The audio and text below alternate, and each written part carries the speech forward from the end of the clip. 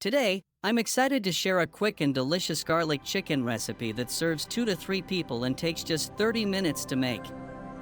Start by marinating 300 grams of boneless chicken with salt, black pepper, red chili flakes, and a bit of cornstarch for that perfect crispiness. Let it rest for about 10 to 15 minutes to soak up all those flavors. Next, heat a tablespoon of oil in a pan and sauté the chicken until it's golden brown, then set it aside. In the same pan, add another tablespoon of oil and a tablespoon of butter for richness. Toss in 10 to 12 finely chopped garlic cloves and sauté until they're golden and aromatic.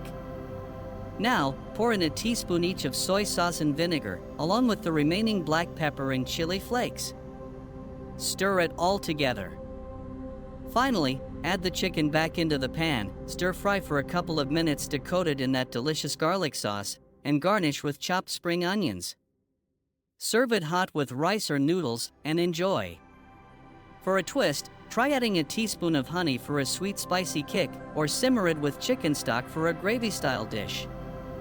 Happy cooking! That's my secret recipe. Smash the like button, share, and subscribe for more mouth-watering recipes.